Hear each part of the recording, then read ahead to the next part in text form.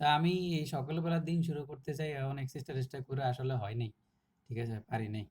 তো এই জন্য মানে আমি একটা চিন্তা করছিলাম যে আমরা আগামী মাস বা তারপর থেকে যে আমরা সকালে আমরা বিভিন্ন মৌলিক বিষয় নিয়ে আলোচনা করতে পারি। সেটা হচ্ছে ধরেন যে বিভিন্ন বই আছে, যেমন ওই যে অ্যানাটমি অফ ওয়ার্ল্ড পলিটিক্স, তারপর আপনার ছোটদের অর্থনীতি, তারপর ফরাসি থেকে ৭১, এই ধরনের কতগুলো বই আছে যেগুলা আপনার কি বলে এটা ইয়ার জন্য, আহ, এটা হচ্ছে বাংলাদেশ বিষয়গুলি, আন্তর্জাতিক বিষয়গুলির জন্য এই ধরনের রেফারেন্স কিছু বই আছে। তো আমার কাছে মনে হচ্ছে যে আমরা দিনের বেলা এই যে ৩:৩০টার দিকে যে মিটিংগুলা, এই মিটিংগুলাতে ইংরেজি, গণিত, বাংলা এগুলাতে ফোকাস করে, বাংলা ব্যাকরণ, বিজ্ঞান, এই ধরনের বিষয়গুলোতে ফোকাস করে রাখলাম, বা ফ্রি হ্যান্ড রাইটিং, ঠিক আছে, এইসব জিনিসগুলোতে ফোকাস করলাম। আর সকালে সকালে যে একটা এক্সট্রা একটা সাপোর্টের দিকে আমরা যাইতে পারি আগামী ১ থেকে ১.৫ মাস পরে বা ২ মাস পরে। যে ধরেন যে সাধারণ জ্ঞান, সাধারণত আমরা তো ওই যে আমাদের সাজাদ স্যারও কিন্তু বেশি ব্যাখ্যা বিশ্লেষণ করতো না, উনি শুধু তথ্য দিয়ে যাইতো। তা আমার এই ধরনের তথ্য খুব একটা মনে থাকে না।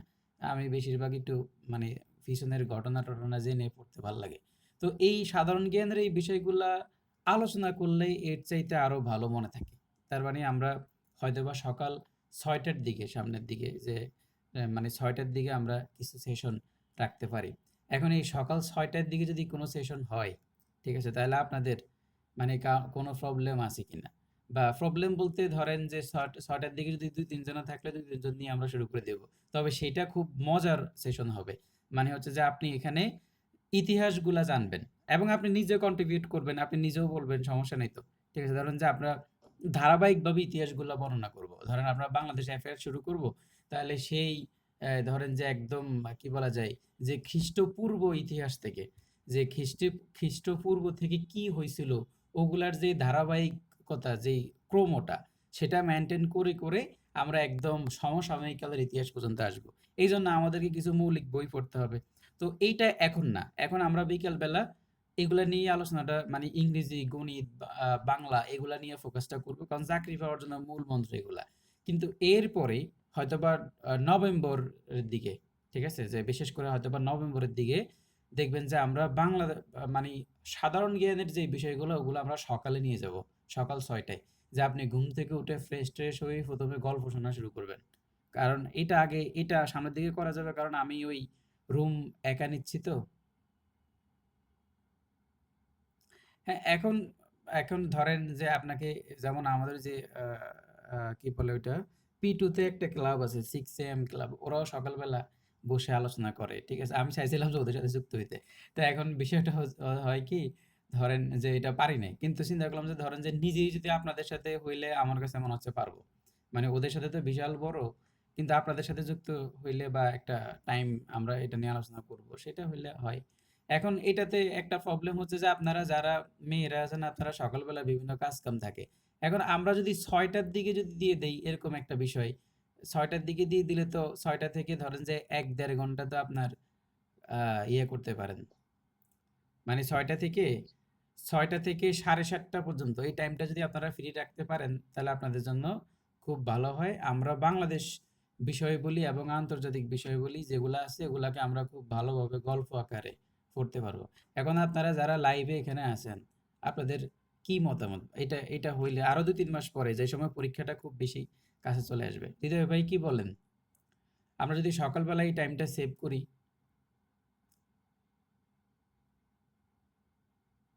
জি ভাই, প্রবলেম নাই কোনো ভাই।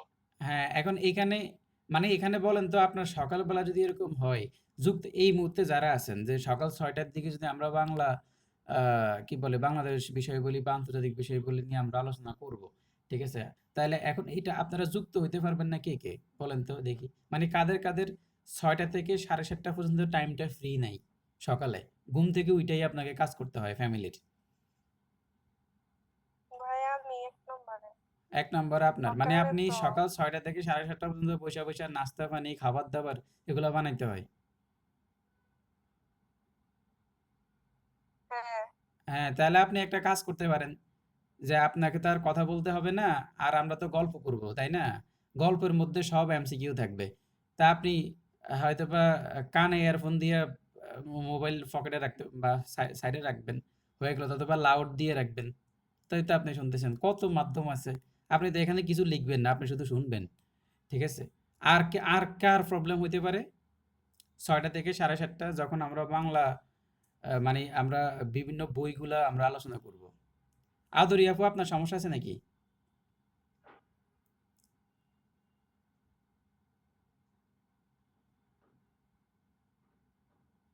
আর কারো মনে হয় নাই? আর কেউ তো বলতেছে না। আচ্ছা ঠিক আছে, তো আপনাদেরকে মানে আগে থেকে বলে রাখলাম যে আমরা হয়তোবা নভেম্বর, ডিসেম্বরের দিকে আমরা এই কাজটা করতে পারি। যে সকালবেলার টাইমটা কাজে লাগানোর জন্য, যে সকালবেলা আমরা বাংলাদেশ অ্যাফেয়ার্স আর ইন্টারন্যাশনাল অ্যাফেয়ার্স এই ২ টা সাবজেক্ট নিয়ে আমরা সকালবেলা ধরেন যে আলোচনা করব, এবং আপনারা যারাই থাকবেন দেখবেন যে ভালো লাগবে। ভালো লাগার মতোই হবে। কারণ হচ্ছে যে আমি এইটা নিয়ে এখন থেকে প্রস্তুতি নিচ্ছি। যে ওই সময় কোন, কোন টপিকগুলা কতটা ডিপ থেকে আলোচনা করা যায়। ঠিক আছে? আর আমার কাছে খুব ভালো ভিডিও আছে। পিটুর অনেক ভালো ভিডিও আছে। আর বিদ্যাবাড়ির গুলা তো আছে। যাই হোক, ওগুলা তো আপনারাই জানেন। আর এখানে আমাদের হৃদয় ভাই এই ক্ষেত্রে ভালো হেল্প করতে পারবে, কারণ ওনার নাকি এগুলা নিয়ে কিনা আছে। ঠিক আছে? আমাদের নিশাত তাপান্না আপু, আপনি কি কিছু বলবেন? আপনার মাইক্রোফোন ওপেন দেখা যাচ্ছে। কিছু চাইলে ভাইয়া বলতে পারেন। ভাইয়া রাতে হলে ভালো হয় না? আপনি সকালে বললেন। না মানে শোনেন, আমরা জিনিসটা দেখতে চাইলাম যে আপনার হ্যালো, মানে রাত হলে সকালবেলার, বলবেন না? না সকালবেলার টাইমটা যদি আমরা কাজে লাগাতে চাচ্ছি, যে সকালবেলায় যে টাইমটা, এই কয়টা টাইমটাতে থেকে? ৬টা থেকে, মানে ৬টা থেকে আমরা বাংলাদেশ ৬টা অ্যাফেয়ার্স, আন্তর্জাতিক অ্যাফেয়ার্স এগুলো এখন না, এখন না, এটা নভেম্বরের দিকে হবে। ৬টা থেকে কয়টা পর্যন্ত? ৬টা থেকে ধরেন ৭:৩০ পর্যন্ত, ১.৫ ঘন্টা। ও তা ও হ্যাঁ, তাহলে ঠিক আছে। হ্যাঁ, আমি মানে ভাবছিলাম ১০টার পর থেকে না, মনে না হয়। ১০টার পর থেকে কখনোই না। এটা হচ্ছে আমরা এটা করব কেন? যে আমি নিজেই চাইবো হ্যাঁ, যে এমনভাবে আলোচনাগুলা রাখতে আপনাদের সাথে, যাতে আপনারা ঘুম যাওয়ার চাইতে আমাদের আলোচনাটাকে বেশি প্রায়োরিটি দেন। কারণ আপনার কাছে যদি মজা লাগে শুনতে, তাহলে আপনি অবশ্যই ঘুম বাদ দিয়ে এসে শুনবেন। ঠিক আছে? তো এইজন্য আমার প্রায়োরিটি থাকবে যতটা ভালোভাবে ইতিহাসগুলা আলোচনা করা যায়। ৬ দফার পিছনে কি ছিল?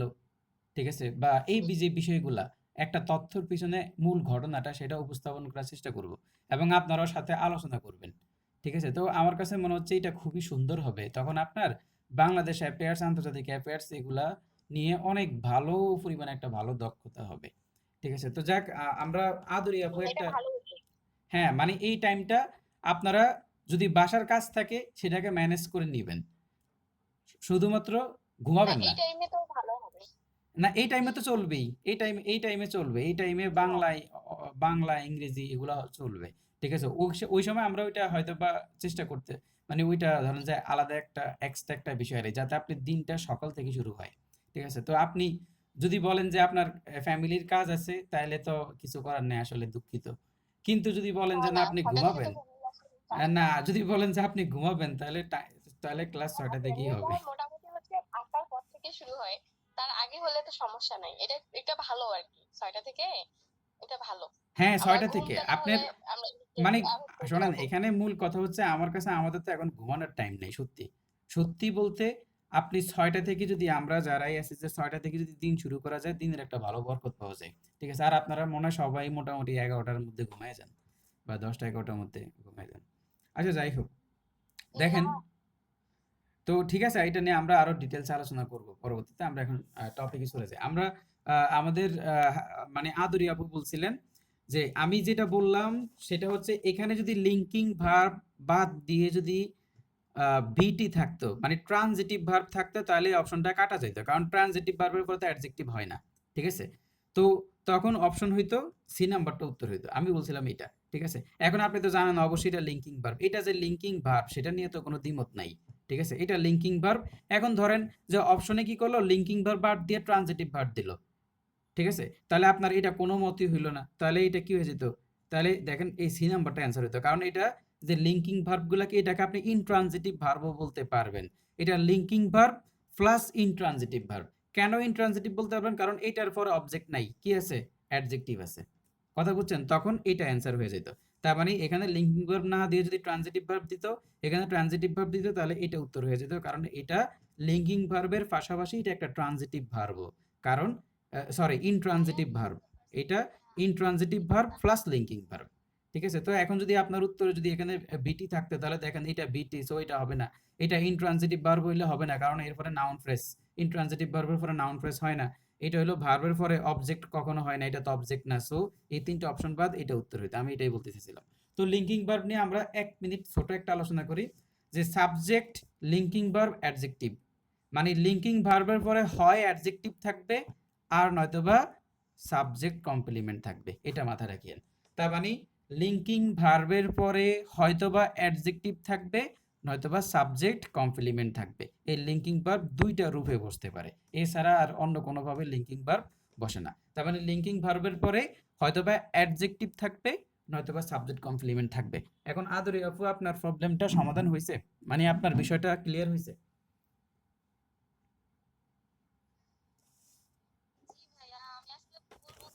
আপনার মানে সাউন্ডটা খুব কম আসতেছে, কি আমার প্রবলেম নাকি আপনার সমস্যা বুঝতেছি না।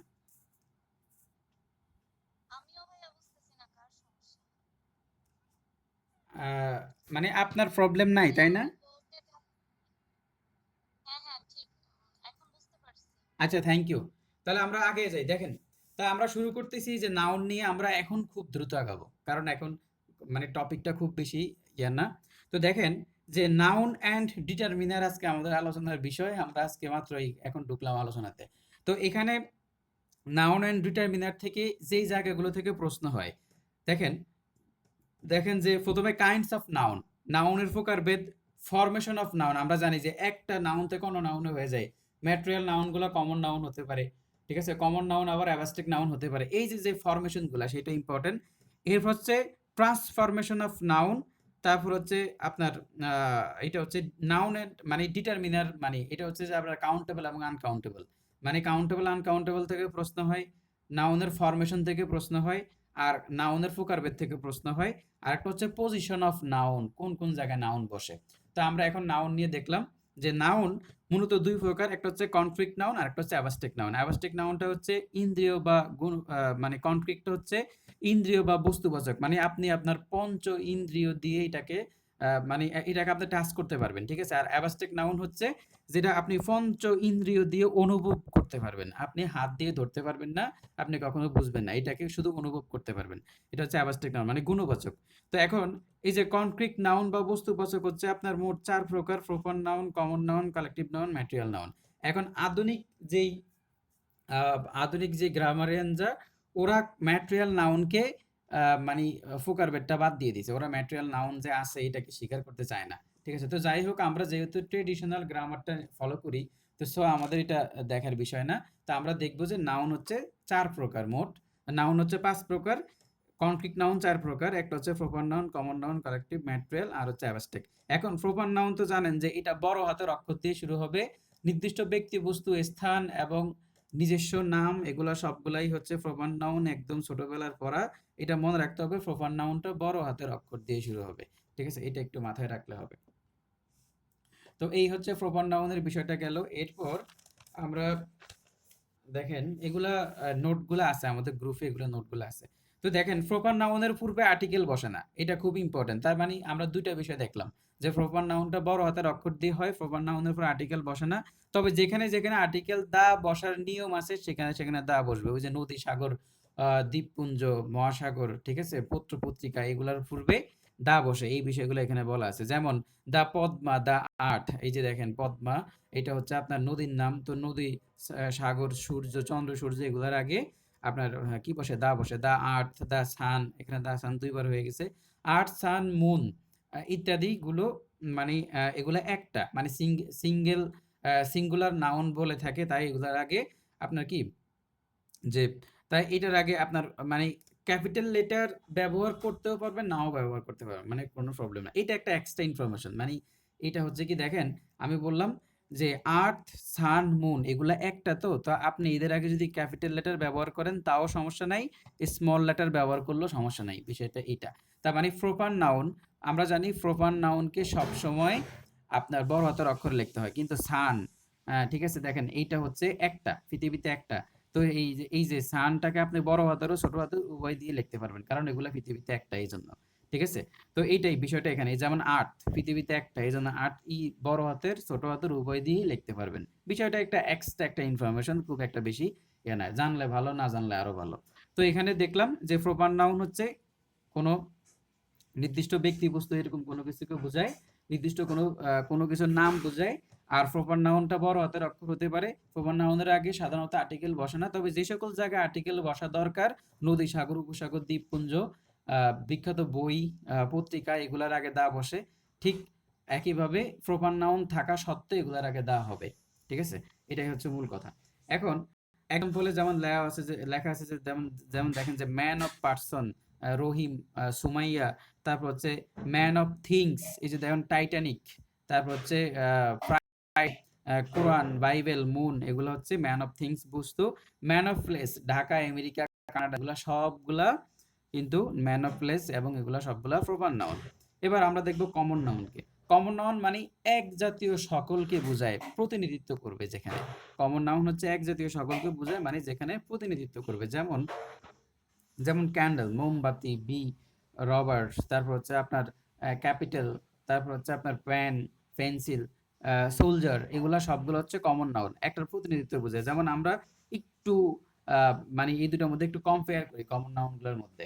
তো দেখেন যে যেমন রোজ, রোজ হচ্ছে আপনার গোলাপ ফুল। তো এই রোজ হচ্ছে আপনার প্রপার নাউন, ঠিক আছে। কিন্তু কমন নাউন হিসেবে হলো ফ্লাওয়ার। তাহলে ফ্লাওয়ার হচ্ছে যত ফুল আছে সবগুলার প্রতিনিধিত্ব করে। ফ্লাওয়ার হচ্ছে কমন নাউন, আর রোজ হচ্ছে একটা প্রপার নাউন। এবার আর্থ, মার্স, তারপর হচ্ছে আপনার ন্যাপসুন, এগুলা সবগুলা হচ্ছে আপনার প্রপার নাউন। তবে এগুলার কমন নাউন হচ্ছে কি প্ল্যানেট, মানে এগুলা সবগুলা গ্রহ। তার মানে কমন নাউন হচ্ছে যেখানে এক জাতীয় সকলকে বোঝায়, তাকে বলা হয় কমন নাউন। মাস্টারে কমন নাউনের অনেকগুলো উদাহরণ দেওয়া আছে, ভালো করে পড়বেন ওখানে। মাস্টার বইটা আপনি খুঁটে খুঁটে পড়লে, ঠিক আছে, আপনার ইংলিশে ইনশাল্লাহ কোনো প্রবলেম হবে না। আমরা ওইটা কি বেশি ফোকাস করতেছি এখানে। যেমন লুঙ্গি, শাড়ি, শার্ট, এগুলা সবগুলো হচ্ছে আপনার প্রপার নাউন। আর এগুলার কমন নাউন হচ্ছে আপনার ড্রেস। ড্রেস দ্বারা এক জাতীয় সব কিছুকে বোঝানো হয়। এইটা কিছুদিন আগে পরীক্ষা আসছিল যে I recognise your voice at once. তাহলে এখন দেখেন এখানে ভয়েসটা কি নাউন, এটা একটা কমন নাউন। কেন? কারণ এর আগে আর্টিকেল বসানো যায়। দেখেন তার আগে এই যে ডিটারমিনার বসছে, ইউর হচ্ছে ডিটারমিনার, তার আগে আর্টিকেল বসা যায়, ডিটারমিনার বসা যায়, ভয়েসকে গণা যায়, একটা শব্দ, দুইটা শব্দ এরকম গণা যায়। তো ভয়েসটা হচ্ছে একটা কমন নাউন। মানে এই ভয়েসটা কে অনেকটা অ্যাবাস্ট্রাক্ট নাউন বলতে চাই, কারণ ভয়েসটাকে তো ধরা যায় না। ঠিক আছে, এখন দেখেন অ্যাবাস্ট্রাক্ট নাউন তো কমন নাউন, অ্যাবাস্ট্রাক্ট নাউন কোনগুলো, যেগুলো শুধুমাত্র আপনি ইন্দ্রিয় দ্বারা উপভোগ করবেন। কিন্তু এই যে আমি কথা বলতেছি, এটা আপনি শুনতেছেন, আমার কথাগুলো আপনি গণতেও পারতেছেন। তো যে শব্দগুলোকে গণা যায়, যাদেরকে ফ্লুরাল করা যায়, ভয়েস থেকে ভয়েসেস করা যায়, যাদেরকে ফ্লুরাল করা যায়, গণা যায়, এগুলো সবগুলো হচ্ছে কমন নাউন। তা আপনারা জানেন যে অ্যাবাস্ট্রাক্ট নাউনকে কখনোই ফ্লুরাল করা যায় না। অ্যাবাস্ট্রাক্ট নাউন হচ্ছে একটা আনকাউন্টেবল নাউন, একে ফ্লুরাল করা যায় না, এর সাথে এস বা এস যুক্ত করা যায় না। কিন্তু ভয়েস যার সাথে এস বা এস যুক্ত করা যায়, তাকে গণা যায়, ঠিক আছে, শোনা যায়। তো এটা হচ্ছে আপনার কমন নাউন। ঠিক আছে, তাহলে এখানে মাথায় রাখতে হবে ভয়েসটা কমন নাউন। এটা রিসেন্ট একটা পরীক্ষায় আসছিল যে এই একদম হুবহু এই প্রশ্নটাই। তো কমন নাউনের সাথে এস বাই এস যুক্ত করলেও প্লুরাল কমন নাউন হয়ে যায়। তার মানে এখন একটা নোট আছে যে কমন নাউনের সাথে এস বাই এস যুক্ত করলে সেটা প্লুরাল কমন নাউন হয়ে যায়। তার মানে আপনি যদি কমন নাউনের সাথে একটা এস বাই এস যুক্ত করেন, সেটা প্লুরাল কমন নাউন হবে। এখন প্লুরাল কমন নাউন অন্যভাবেও পাওয়া যায়। আপনি যদি অ্যাডজেক্টিভের আগে, যে কোনো অ্যাডজেক্টিভের আগে যখন দা বসায় দিবেন, তখন সেটা প্লুরাল কমন নাউন হবে। খুবই গুরুত্বপূর্ণ রুলস। তার মানে ধরেন বয়, বয় হচ্ছে কমন নাউন তবে সিঙ্গুলার, কিন্তু বয়েস সেটা হচ্ছে প্লুরাল কমন নাউন। তো যেমন কমন নাউনের সাথে এস বাই এস যুক্ত করে আপনি প্লুরাল কমন নাউন পান, এটা পাওয়ার আরেকটা মেথড আছে, সেটা হচ্ছে অ্যাডজেক্টিভের আগে, এই যে অ্যাডজেক্টিভের আগে আপনি দা বসায় দেবেন। যখন অ্যাডজেক্টিভের আগে দা বসাবেন, তখন সেটা প্লুরাল কমন নাউন হয়ে যাবে। যেমন দ্য রিচ, এই যে দেখেন দ্য রিচ ইজ অথবা আর নট অলওয়েজ হ্যাপি। তাহলে এই যে ইজ অথবা আর এর মধ্যে এখানে এই যে আরটা, এখানে অ্যান্সারটা হলো দ্য রিচ ইজ অথবা নট অলওয়েজ হ্যাপি। এখানে আরটা হচ্ছে এখানে উত্তর, কারণ দ্য রিচ হচ্ছে প্লুরাল কমন নাউন। এবার হচ্ছে এই দুইটা নিয়ে আপনাদের কারো কোনো প্রবলেম আছে যদি বলেন, আমরা পরবর্তী কালেকটিভ নাউনে চলে যাচ্ছি। কারো কোনো প্রশ্ন আছে? আচ্ছা না ভাই। আচ্ছা, প্রশ্ন নাই, তাহলে আমরা আগাই। দেখেন কালেকটিভ নাউন, তো কালেকটিভ নাউন হচ্ছে সমজাতীয় কোনো কিছুর সমষ্টি, মানে কমন নাউনগুলোর সমষ্টিই হচ্ছে কালেকটিভ নাউন, বুঝতে হবে।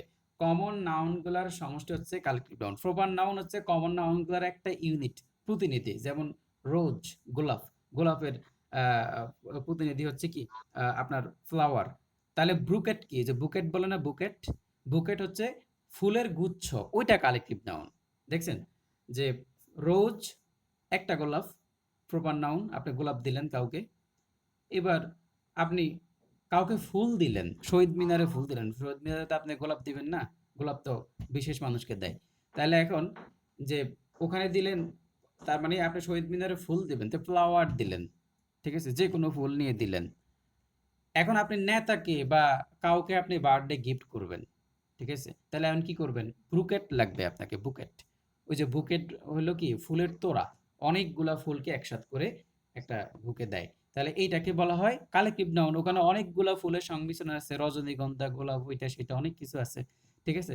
তো এই যে ওইটা হলো বুকেট, তাহলে ওইটা হচ্ছে কালেকটিভ নাউন।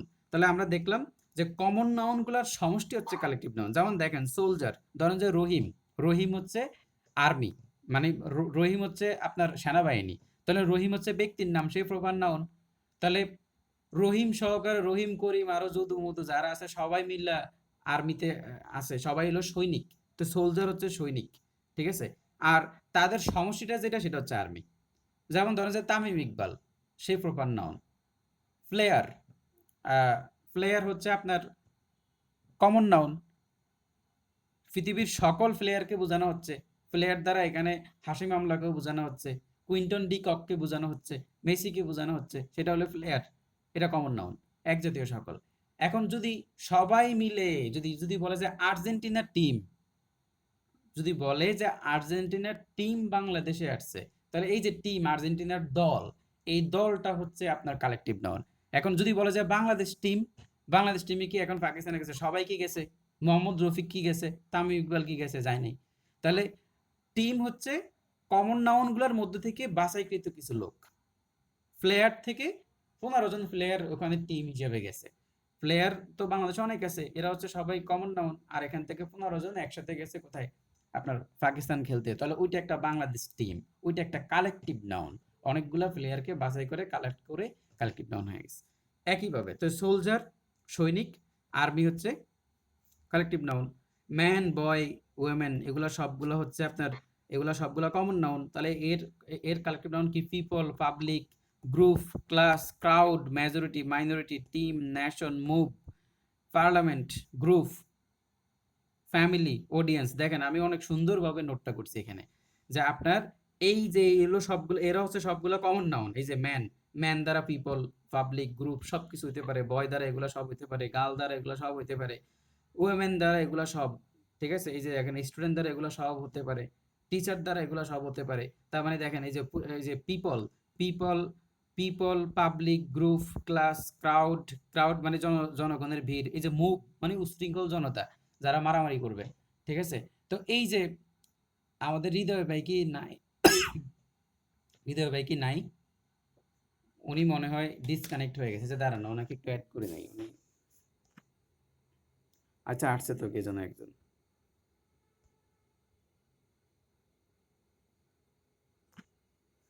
আচ্ছা ঠিক আছে, ওই হৃদয় ভাই চলে আসছে। তো দেখা যাচ্ছে, মানে আপনারা দেখতেছেন ক্লিয়ার? এখন দেখেন এরপরে, এরপরে এখানে দেখেন কাউ হচ্ছে গরু, শিপ তো হচ্ছে ভেড়া, এইগুলা নিয়ে ভেড়ার পাল হয়। এই যে দেখেন ক্যাটল, হার্ড, এগুলা সবগুলো হচ্ছে ভেড়ার পাল, গরুর পাল। তারপর হচ্ছে এই যে ফিশ, ফিশ দিয়ে হয় স্কুল, হ্যাঁ, স্কুল ফ্লক, বা মাছের ঝাঁক, স্কুল তাও মাছের শোল, শোল স্কুল ফ্লক। তো আমি কি করলাম, এখানে কালেকটিভ আর কমন নাউন গুলাকে প্যারামিটার একসাথে নিয়ে আসলাম। আপনি যদি মুখস্থ না থাকে, বই থেকে পড়তে যদি সমস্যা, আপনি আমার নোটটা পড়বেন এখানে, যে যেটা ভাবে দুইভাবে রেফারেন্স দিয়ে, যে মানে দুই পাশে যে ভাগ করে দিলাম, আপনি বই থেকে এটা ভালো বেশি মনে থাকবে। কারণ আপনার এই যে এখানে ধারাটা মনে রাখলেই হবে, যে কাকে দিয়ে কি হচ্ছে। দেখেন এই যে কাউ দিয়ে আমি কিন্তু গ্রুপ দেইনি, দেখছেন শিপ দিয়ে আমি শিপের সাথে টাইনা কিন্তু গ্রুপ দেই না, আমি গ্রুপ দিছি যে ওয়েমেন গার্ল টিচার এরা সবগুলো দিয়ে গ্রুপ হয়, ফ্যামিলি হয়, অডিয়েন্স হয়, পার্লামেন্ট হয়, ঠিক আছে, তারপর হচ্ছে নেশন হয়, মুভ হয়, মেজরিটি মাইনরিটি হয়, এই জন্য এগুলোর সাথে এগুলো দিলাম। তো আপনি যদি এটাকে কয়েকবার একটু চোখ বোলান হয়ে যাবে। আচ্ছা, এরপর আমরা কিছু কমন নাউনের সমষ্টি থেকে কালেকটিভ নাউন আমরা দেখলাম। আচ্ছা, আমরা দ্রুত শেষ করার চেষ্টা করব, আমরা হয়তোবা আর বেশিক্ষণ থাকবো না, আমরা 6টার মধ্যে শেষ করে দেবো হয়তোবা। দেখেন যে কিছু কমন নাউনের সমষ্টি হচ্ছে কালেকটিভ নাউন। তো কিছু কমন নাউনের সমষ্টি হচ্ছে কালেকটিভ নাউন, সেটা হচ্ছে যেমন এ ব্যাচ অফ স্টুডেন্ট। যখন এ ব্যাচ অফ স্টুডেন্ট বলবেন এটা হলো ছাত্রদের দল। যদি বলেন যে এ প্যাক অফ ওলভস নেকড়েদের দল, এ গ্যালাক্সি অফ ট্যালেন্ট প্রতিভা সমাবেশ, এগুলা কিন্তু আপনার ইয়াতে আছে, এটা কি বলে মাস্টার বইতে আছে, এবং আপনি মাস্টার বই খুললেই 2 থেকে 3 নম্বর পেজে এটা পাওয়া যাবেন। এগুলো একটু কয়েকবার রিডিং করবেন, গুরুত্বপূর্ণগুলো আমি এখানে নিয়ে আসছি। যেমন যদি বলে যে কাটারি, কাটারি হচ্ছে যেমন নাইফ মানে ছুরি, তারপর হচ্ছে স্পুন ফ্রক্স, এগুলো হচ্ছে কাটা, এগুলো হচ্ছে কাটারি। আর ক্রোকারি বলে কোনগুলাকে, প্লেট কাপ ডিশ, এগুলো মাস্টার বইতে আছে। যেমন ইটারি বলা হয় রেস্টুরেন্ট বা ভোজনালয়কে। তো এগুলা একটু অফ টপিক, এই যে এখান থেকে এই পর্যন্ত এতটুকু আপনার মনে না রাখলেও সমস্যা নেই, এখান থেকে খুব একটা প্রশ্ন আসে নাই। কিন্তু এখন যেটা এখন আলোচনা করব এটা সবচাইতে বেশি গুরুত্বপূর্ণ। তো মনে রাখবেন যে কালেকটিভ নাউন হচ্ছে এক জাতীয় কোনো কিছুর সমষ্টি বোঝায়, এরপরে ভার্ব সিঙ্গুলার হবে। তাহলে মনে রাখতে হবে কালেকটিভ নাউন দ্বারা একটা দল বোঝায়, এরপরে ভার্বটা অবশ্যই সিঙ্গুলার হবে। তো এই যে কালেকটিভ নাউনের মধ্যে যারা আছে ধরেন তামিম ইকবাল, ধরেন যে আমাদের কালেকটিভ নাউন হচ্ছে বাংলাদেশ টিম, হ্যাঁ, এই টিমের মধ্যে তামিম ইকবাল আর হচ্ছে এই সাকিব আল হাসানের মধ্যে, মাশরাফির মধ্যে, এদের মধ্যে অনেকগুলা দলে বিভক্ত হয়ে গেছে, এরা পরস্পরের মধ্যে ঝগড়া বিবাদ শুরু করে দিয়েছে। তখন আপনি এই টিমটাকে আর কালেকটিভ নাউন বলতে পারবেন না, তখন এটাকে বলবেন নাউন অফ মাল্টিটিউড। তার মানে নাউন অফ মাল্টিটিউডের কনসেপ্ট হচ্ছে যখন কালেকটিভ নাউন যখন একমত থাকবে, এক ইউনিট হিসেবে কাজ করবে, তাদের মধ্যে কোনো প্রকার ভিন্ন মত থাকবে না, তখন সেটা কালেকটিভ নাউন এবং এরপরে ভার্বটা সিঙ্গুলার হবে। কিন্তু যদি আপনি দেখেন যে না, কালেকটিভ নাউন আপনি যাদেরকে বলতেছেন এদের মধ্যে বিভাজন তৈরি হয়ে গেছে, এরা পরস্পরের মধ্যে বিভাজিত হয়ে গেছে এবং এরা এক মতের মধ্যে নাই, তখন আপনি এটাকে নাউন অফ মাল্টিটিউড বলবেন। তো নাউন অফ মাল্টিটিউডের বিষয়টা দেখেন এখানে আসছে। যেমন দেখেন দ্য জুরি আনঅ্যানিমাস ইজ অথবা ইটস ডিসিশন। দেখেন যে আনঅ্যানিমাস মানে কি, যে এখানে দ্য জুরি মানে তারা কি পরস্পরের মধ্যে একমত ছিল, মানে আনঅ্যানিমাস মানে হচ্ছে তাদের পরস্পরের মধ্যে কি ছিল, একমত ছিল, মানে এই যে কোনো একটা কাউকে ফাঁসি দিবে, ধরেন শেখ হাসিনাকে মানবতা বিরোধী অপরাধ করার জন্য ফাঁসি দিবে। এখন দা জুরি মানে সুপ্রিম কোর্টের বিচারক মণ্ডলী, আপনারা জানেন যে সুপ্রিম কোর্টের অনেকগুলো বিচারক থাকে, একটা কি জুডিশিয়াল ক্রু হওয়ার সম্ভাবনা ছিল, এগুলো সবই জানেন।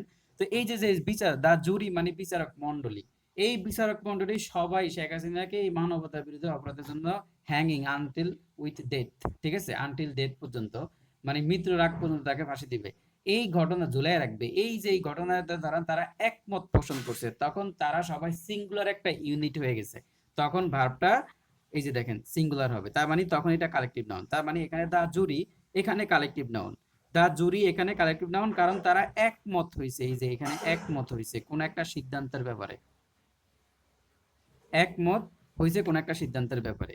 কিন্তু এই জন্য এখানে ভার্বটা সিঙ্গুলার হবে, ইজ অথবা ওয়াজ যে কোনো একটা নিতে পারবেন। কিন্তু যদি এমন হয় যে না, এর মধ্যে ধরেন যে শেখ হাসিনার কিছু বিচারক এখনো ধরেন রয়ে গেছে, যারা বলছে যে না আমরা মানবতার মাকে ফাঁসি দিব না, ঠিক আছে, এখন কয়েকজন 5 জন বলতেছে দিবে আর 2-3 জন বলতেছে দিবে না, আওয়ামীপন্থী কেউ, ঠিক আছে, তাহলে এখন কি হবে যে the jury were divided in their opinion, মানে তারা তাদের মতের মধ্যে একটা পার্থক্য করে ফেলছে, মানে তারা এই যে এই মানবতা বিরোধী অপরাধের জন্য শেখ হাসিনাকে সরাসরি দায়ী করতেছে না, কথা বুঝছেন। তার মানে তারা এই যে জুরিদের মধ্যে একটা সিদ্ধান্তে আসতে পারে নাই, তারা নিজেদের মধ্যে ডিভাইডেড হয়ে গেছে, তার মানে এখন আর সে কালেকটিভ অবস্থায় নাই, সো এখন সে প্লুরাল ভার্ব গ্রহণ করবে, এই যে দেখেন ভার্বটা প্লুরাল হয়ে যাবে। তাহলে আমরা দেখলাম যে বিচারক যে কালেকটিভ নাউন যখন সমষ্টিগতভাবে একটা মত প্রকাশ করবে তখন ভার্ব সিঙ্গুলার, কিন্তু সমষ্টিগতভাবে যদি ভিন্ন মত পোষণ করবে তখন ভার্ব প্লুরাল। এখন প্রশ্ন হচ্ছে আপনি কেমনে বুঝবেন ভিন্ন মত? সেন্টেন্স দেখে বুঝতে হবে যে ডিভাইডেড মানে ভিন্ন মত, ভিন্ন ভিন্ন ধারণা, অ্যানোনিমাস মানে একমত। আরো গুরুত্বপূর্ণ বিষয় হচ্ছে দেখেন এই যে ডিসিশন একটা সিঙ্গুলার, কিন্তু যদি এখানে ডিসিশনস হইতে দেখেন এই যে অপিনিয়ন, অপিনিয়ন থেকে অপিনিয়ন্স হয়েছে, মানে ভিন্ন ভিন্ন মতে, যে দেখেন এটা প্লুরাল হয়ে গেছে, এইটার দিকে তাকেও আপনি বুঝবেন। এখানে যদি ডিভাইডেড না হয়ে যদি অ্যানোনিমাস থাকতো মানে একমত হইতো তাহলে এটা সিঙ্গুলার হইতো, কিন্তু এই যে দেখেন এই যে লাস্টে অপিনিয়ন, এই অপিনিয়নটা হচ্ছে অপিনিয়ন্স। তাহলে আপনি এই ট্রেডমার্কস দ্বারা আপনি বুঝতে পারবেন যে এটা এখানে মানে কি একমত পোষণ না করে ভিন্ন মত পোষণ করতেছে, তখন ভার্বটা প্লুরাল হবে। আমরা জানি হয় একটা প্লুরাল। নাউন অফ মাল্টিটিউড নিয়ে কারো কোনো প্রশ্ন আছে কিনা বলেন?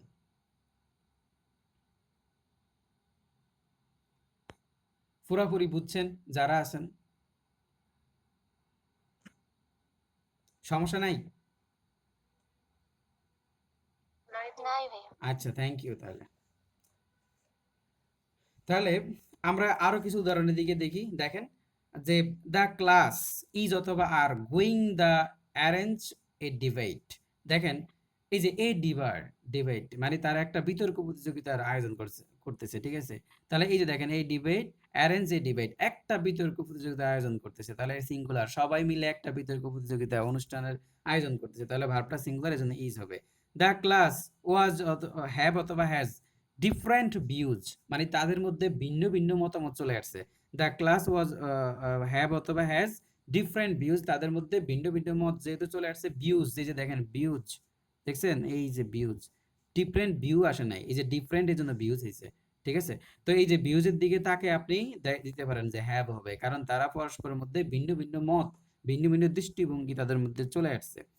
দ্য জুরি টেক অথবা takes their seats in the court, ঠিক আছে? Their seats in the court, আবার বেশি চালাই করে এই সিটসের দিকে তাকে আবার ইয়া দিয়েন না। আচ্ছা, না না, দাঁড়ান দাঁড়ান, এখানে একটা বিষয় আছে তো। হ্যাঁ, ভালোই হয়েছে। এই যে দেখেন সিটস, এই সিটস হচ্ছে ভিন্ন ভিন্ন, তার খেয়াল করেন যে এখানে তারা বসছে, দ্য জুরি দেয়ার সিটস, তাদের সিটগুলো অবশ্যই আলাদা আলাদা, এক সিটে তো সবাই একজন একজনের কোলে তো আর কেউ বসে না আদালতে। তাহলে তাদের সবাই যে তারা জুরি, এই যে তারা যেই কাজটা করছে, বসার কাজটা করছে, তারা এক চেয়ারে সবাই বসে না, তারা ভিন্ন ভিন্ন চেয়ারে বসছে, এই জন্য এখানে প্লুরাল হয়ে যাবে টেক, ঠিক আছে? খুবই একটা ট্রিকি প্রশ্ন ছিল যে তারা সিটে বসবে, তারা তো সবাই একসাথে সিটে বসার জন্য সক্ষম, কিন্তু তাহলে এটা ভিন্নতা কোথায়? ওই যে সিটস এর দিকে তাকায় বুঝবেন, এই যে প্লুরাল, ঠিক আছে? যে তারা নিচে, এই যে একটা সিট তো তারা নেয় নাই, ভিন্ন ভিন্ন সিট নিচে, সো এটা টেক্স না হয়ে টেক হবে। আপনারা জানেন যে এটা সিঙ্গুলার, এটা প্লুরাল। ভার্বের সাথে এস বাই এস যোগ হলে সেটা সিঙ্গুলার হয়, verb plus S by S সেটা সিঙ্গুলার, আর ভার্বের সাথে যখন এস বাই যুক্ত হবে না সেটা প্লুরাল, ঠিক আছে? এটা মাথায় রাখতে হবে। তার মানে আমরা গতকালও বলছিলাম, আজকে নিশাত তামান্না আপুর জন্য আবার বলি, ভার্ব প্লাস এস অথবা ইএস থাকলে প্লুরাল হবে। তার মানে ভার্বগুলো জন্মগত হবে প্লুরাল, যেমন ডু প্লুরাল, ডাজ হচ্ছে সিঙ্গুলার। আশা করি সবাই এটা জানে, যেহেতু আপনি কালকে ছিলেন না, এজন্য আপনার জন্য আবার বলতেছি। তো সাবজেক্ট এস বাই এ যুক্ত হলে সেটা প্লুরাল, ঠিক আছে? তো সরি আমি কি বললাম, এটা সিঙ্গুলার, বুঝছেন? উল্টা পাল্টা বলতেছি। তাহলে ভার্বের সাথে এস বাই এ যুক্ত হইলে সেটা সিঙ্গুলার, আর যখন ভার্বগুলা, তার মানে ভার্বগুলো জন্মগতভাবে প্লুরাল, এই যে ডু হলো জন্মগতভাবে প্লুরাল, যখন তার সাথে আপনি এস বাই এ যুক্ত করবেন তখন সে সিঙ্গুলার হয়ে যাবে। কিন্তু ধরেন বয় হচ্ছে একটা নাউন, তাই না? এই বয় এটা হচ্ছে, এখন এটা কিন্তু প্লুরাল, এটা কিন্তু সিঙ্গুলার, এখন বয়ের সাথে যখন আপনি বয়েস করবেন তখন এটা প্লুরাল হয়ে যাবে। তার মানে নাউনের সাথে এস বাই এ যুক্ত করলে সেটা প্লুরাল হয়, কিন্তু ভার্বের সাথে এস বাই এ যুক্ত করলে সেটা সিঙ্গুলার হয়, এটা মনে রাখলেই হবে। তো দেখেন এই জন্যই বললাম যে দ্য কমিটি, এখন দেখেন আমাদেরকে কি করতে হবে, যে তারা দেয়ার সিটস, তারা ভিন্ন ভিন্ন সিটে বসছে, তাহলে আমাদেরকে প্লুরাল ভার্ব নিতে হবে। এখন আর এই জুরিটা নাউন অফ মাল্টিটিউড, এটা এখন আর কালেকটিভ নাউন না, এটা নাউন অফ মাল্টিটিউড। তার মানে কালেকটিভ নাউন যখন প্লুরাল ভার্ব নিবে তখন তাকে বলা হয় নাউন অফ মাল্টিটিউড। এবার দেখেন দ্য কমিটি টেক বা টেক্স দেয়ার, এই যে দেখেন দেয়ার আসছে, দেয়ার কি এটা হচ্ছে রেসপন্সিবিলিটিস, যে সবাই আলাদা আলাদা ভাবে দায় দায়িত্ব নিবে। দেয়ার রেসপন্সিবিলিটিস, অনেকগুলা দায় দায়িত্ব, সবাই একসাথে নিবে না, আলাদা আলাদা করে ভাগ ভাগ করে নিবে, ঠিক আছে? এই যে একটা প্লুরাল সেন্স দিচ্ছে, এই জন্য দ্য কমিটিটা হয়ে যাবে নাউন অফ মাল্টিটিউড। এই যে দেখেন দে আর কি রেসপন্সিবিলিটিস, রেসপন্সিবিলিটি না, এস যুক্ত আছে, তার মানে অনেকগুলা দায় দায়িত্ব, এবং যেটা গ্রুপের সবাই একসাথে নিবে না, কি বলে কমিটির সবাই একসাথে নিবে না। এই জন্য এখানে ফ্লুরাল থাকার কারণে, অবজেক্টটা ফ্লুরাল থাকার কারণে এখানকার আপনার ভার্বটা কি হয়ে গেছে, যে শেষে ফ্লুরাল থাকার কারণে এটা নাউন অফ মাল্টিটিউড হয়ে গেছে, সো এটা ফ্লুরাল ভার্ব নেবে। ঠিক আছে, তো আশা করি নাউন অফ মাল্টিটিউড নিয়ে আপনাদের আর সমস্যা থাকার কোনো অপশনই নাই। আশা করি সবাই বুঝছেন। নিশাত, তামান্না আপু, আপনার প্রবলেম আছে কিনা? আপনি যেহেতু আজকে একদম মানে আগে তো আপনাকে দেখি নাই, মানে আপনার প্রবলেম হচ্ছে আমাদের সাথে প্রথম থাকতে। একটা প্রবলেম হয়েছিল, আগের ক্লাসগুলো যেহেতু করি নাই, হ্যাঁ এখন এগুলো বুঝছি আর কি।